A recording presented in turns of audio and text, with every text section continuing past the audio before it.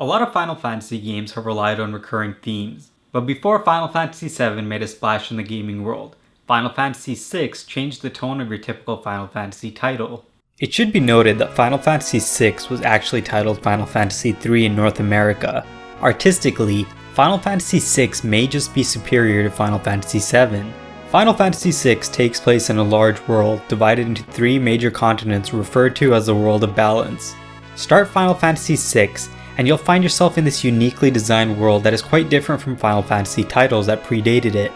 The game is set in a steampunk world that seems to be based on the latter part of the 19th century, but its uniqueness is truly observed when the game begins to take shape from being just a JRPG to a narrative icon with its delivery of well-written characters and plot. Final Fantasy VI contains the largest cast of playable characters with 14 and other key characters crucial to the plot of the title. A beautiful balance was created between the core elements of drama and battles that built the game. Most JRPGs at the time, at least the ones that made it to North America, lacked the emotional sophistication of novels. But Final Fantasy VI changed the tone of JRPGs by opening the player up to a world of adult themes and situations such as genocide, suicide, and politics. In addition to that, the game was a stepping stone for the representation of female characters in the Final Fantasy universe. Both female heroes, Terra Branford and Celeste, are shown as powerful and authoritative women who play an influential role in the narrative of the game. Celeste is shown to be a high-ranking general in the Gestalian Empire, while Terra is this powerful weapon. The development of these characters throughout the game engages the player like a George R.R. Martin Game of Thrones novel. With a darker take on narratives in JRPG, Final Fantasy VI established new traditions that would define future Final Fantasy games in the later 90s and early 2000s. It delivers morally ambiguous characters, sci-fi aesthetics, and cinematic storytelling, such as the opera house scene in the game. And it would be impossible to discuss this game without mentioning the groundbreaking score delivered by Nobuo Uematsu. Uematsu created tracks such as Terra, The Day After, and the track for the opera scene that was blended into the game and would echo in the minds of fans more than 20 years later. Final Fantasy VI was a challenge, with a short development time of a year, but with a collaborative effort, the team behind the game was able to put together an innovative drama piece.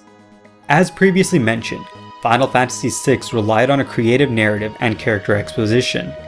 The game's director, Yoshinori Kitase, states, "The idea was to transform the Final Fantasy characters of the time from mere ciphers for fighting into true characters with substance and backstories who could evoke more interesting or complex feelings in the player.